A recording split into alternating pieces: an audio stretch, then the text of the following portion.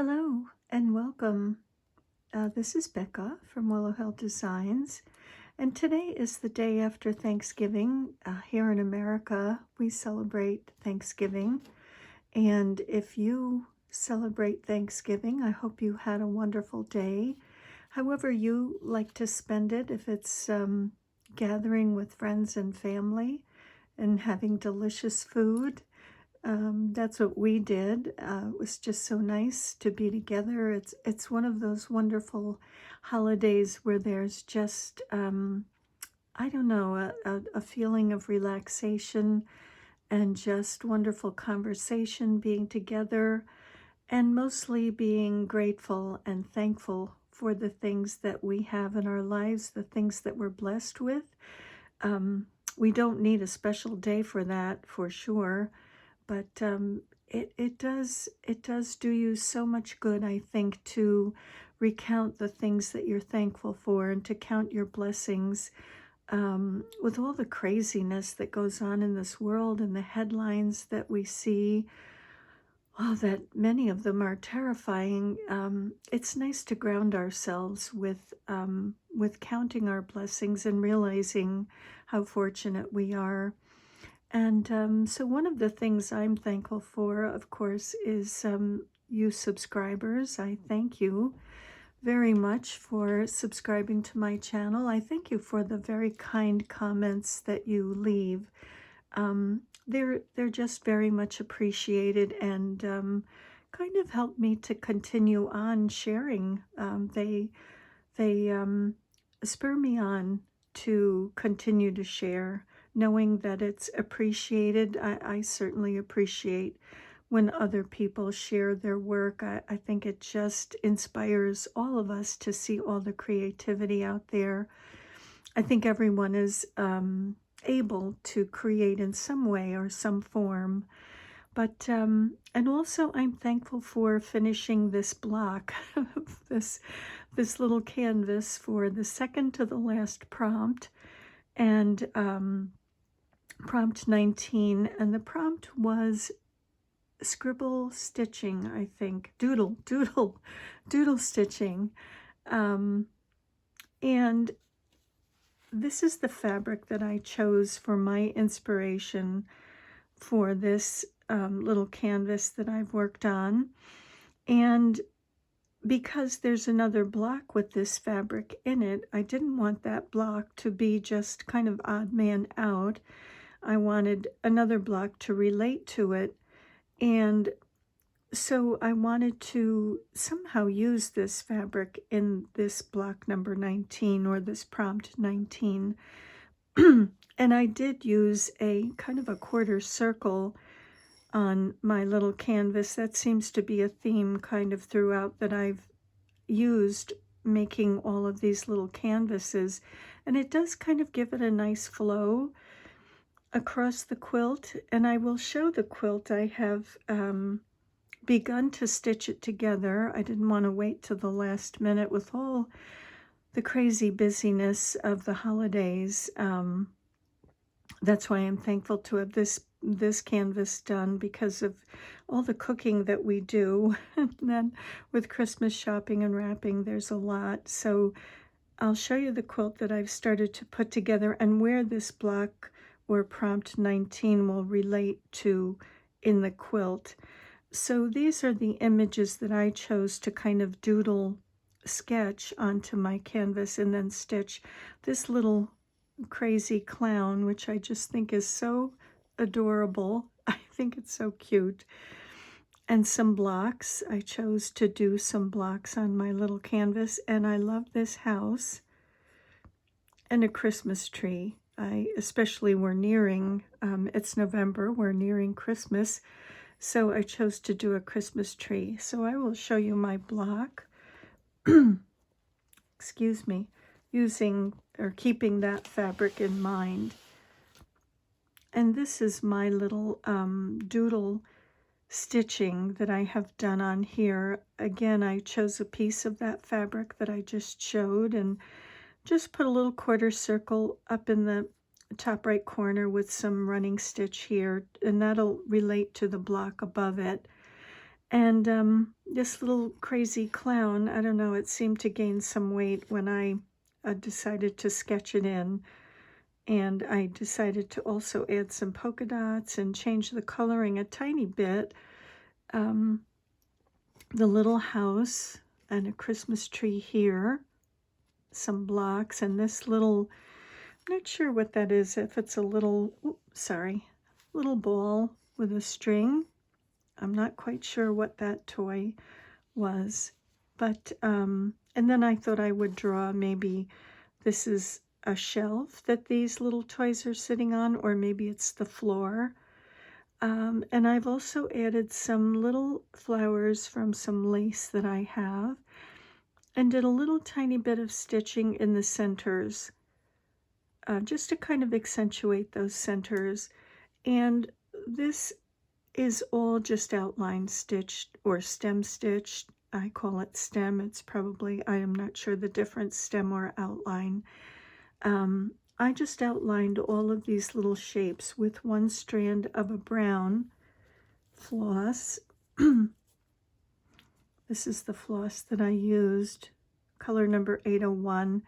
And I just wanted to stay with that vintage feel of this entire quilt. And to me, the brown was kind of a vintage look. So this is all just outline stitched. But I wanted to add some color to these shapes without doing a satin stitch. I didn't have time, number one, to do a satin stitch, but I kind of thought it would take away from the vintage feel of this little block.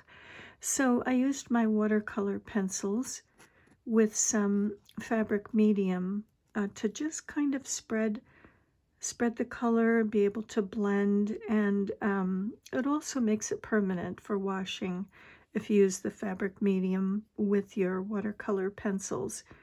And just did two little letters on here, don't know why, just these were on the fabric. Well, let's see, there was a Y here and a C.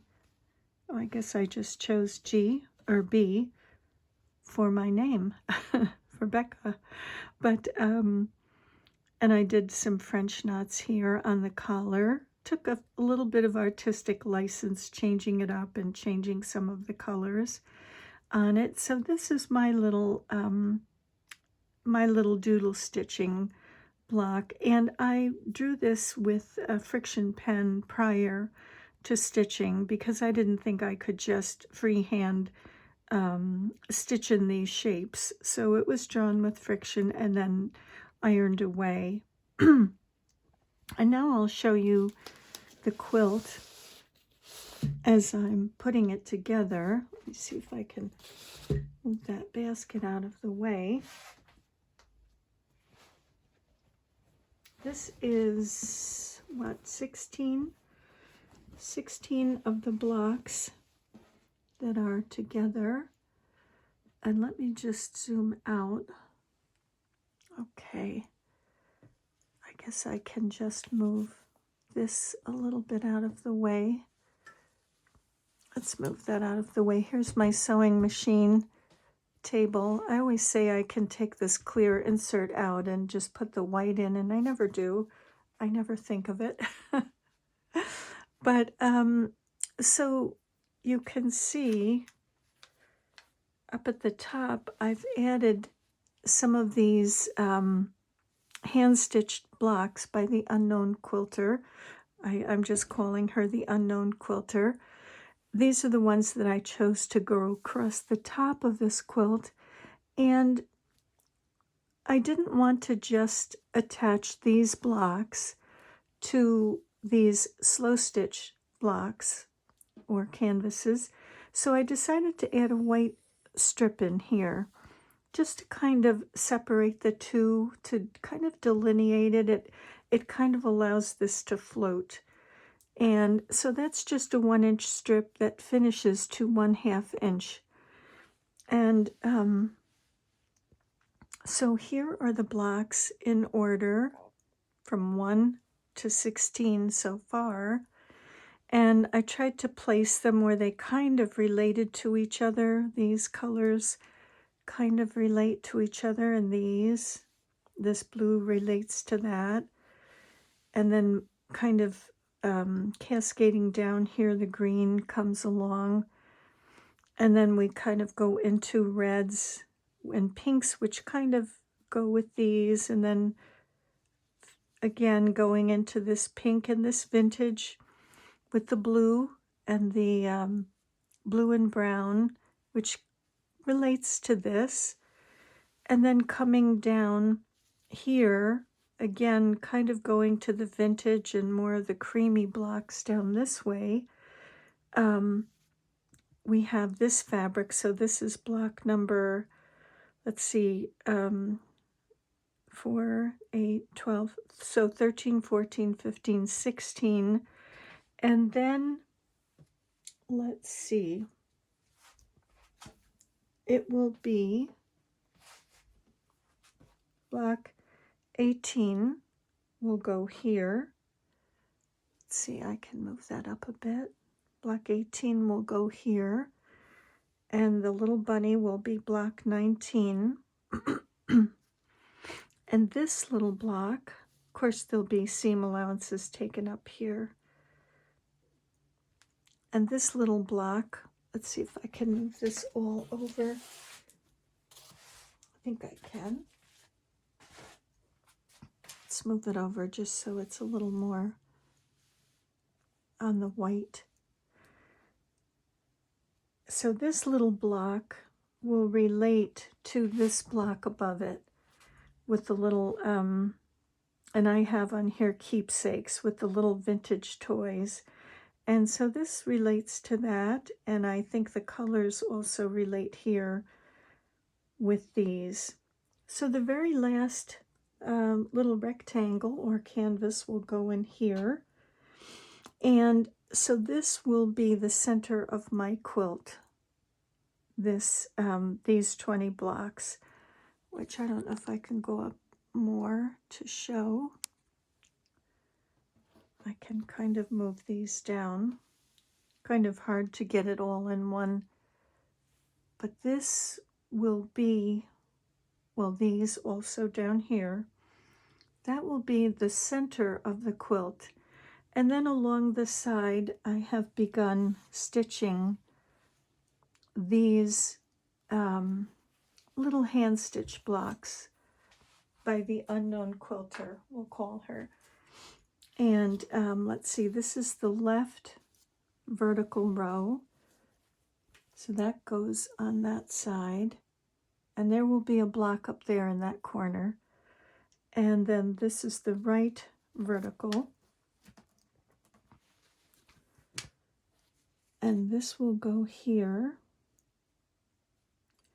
And these 1, 2, 3, 4 blocks will coincide with the center of the quilt.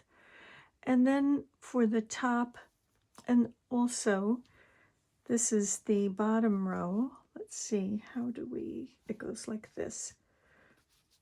This is the bottom row. This will go down here. And there's a block in each corner. And let's see if I can kind of show how this will go. This one goes in the top. I'll put this in the back. This will go in the top right horizontal up here like that. But because we have that white strip before I stitch this on to the quilt, this long piece of blocks, I will add a strip of white, half-inch strip, finished half-inch, in between this corner block and this row. And the other block that is underneath, and also because there'll be a strip down here of white. Actually, the color of my table demonstrates it. Because there will be a strip of white down these sides, like this, there'll be a strip of white there, and then one long strip that will go down. So I can't really add those until this last block, this 20th little prompt block or canvas is done. When that's done, I can finish the borders. And so this one goes up in this corner up here. And I don't know if that's visible in the camera. I'm probably crooked with all of this. So that is where it stands so far. I just have to sew these 3 together. 1, 2, 3. Let me scoot all of this up if I can. So I can begin sewing the 3 of these together like this. So they will be at the very bottom, and then when we get our number 20th prompt Sunday, I'll do that, and that'll be stitched to this row. And then I can begin the piecing of these little hand sewn blocks that I hand quilted with just a big stitch a quilting stitch on them, and they'll have the white strip in between. So all of that is kind of waiting to be added until I can finally finish that 20th block. And I went ahead and stitched these together because as we're nearing Christmas and I think a new project is about to begin, I thought I probably won't have time with some of the other things I'm doing to put all this together. So I thought I'd kind of like it to be further along so that I don't have so much to do to catch up on. And let's see. And lastly, going around the outside will be these stitched borders, which maybe I can kind of show a little bit here. I don't think I showed the bunny. I changed his little flower, Thumper's little flower on here, to a white flower. So I love that. I think that's so cute. But let's see if I can scoot this down a little bit so that it's in the frame. We can kind of get an idea, maybe. Well, I won't put that on there for now. So lastly, these hand-stitched borders will go on around all 4 sides like this. So that will kind of give you an idea of what the quilt will look like when it's all finished. So this is all the hand stitching section, the slow stitching section, and these blocks go perfectly because they have also been hand stitched. And a lot of math went into figuring out how to combine these blocks and their sizes with these blocks, and hopefully when all is said and done, it will work out. We don't know just yet, but hopefully it'll work out. We will see. So yeah, I am just about there. Let me get this guy so I don't forget that he goes with the first border there. I'll put that over there. And I mean, it's a good thing that I've labeled these things because truthfully, and I tried to have the colors kind of, you know, blend a bit or just be harmonious, be happy together. So I kind of like the way they look. I think it will all be pretty. I'm on the very last of these 4 borders. Let's see. I don't have much to do on this except for the flowers. I'm just in the process now of adding the flowers to this, and they're just the little red flowers on there are just drawn in with friction pen to just help me kind of guide me with the lazy daisy stitches. But this one is almost done. I'm on the yellow flowers now. So once I have this done, all 4 of these borders will be stitched. So it's really moving along nicely. And in the next video, I will try to show the backing that I have picked for this, which is those vintage blocks that I showed in the beginning that are hand embroidered by someone. I got those on Etsy. So I'll try to come in and just give you a little better look at this quilt as at the center section of the blocks put together. You can see how each of them kind of flow. And I should show, I think that these little hand-stitched blocks by this unknown person, just kind of go with everything. I don't know. Maybe it's just me, but I love them. And so here are the blocks as we go across, and they're not in order as to prompt. They're just in order in a way that I thought was pleasing.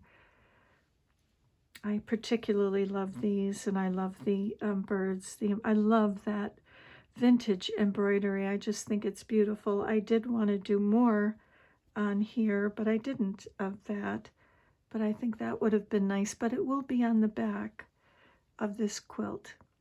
So here are some more. There are of course vintage hankies in here, and trying to kind of bring the creams in as we go down was a little bit of a challenge for everything to kind of relate to each other and not look too choppy.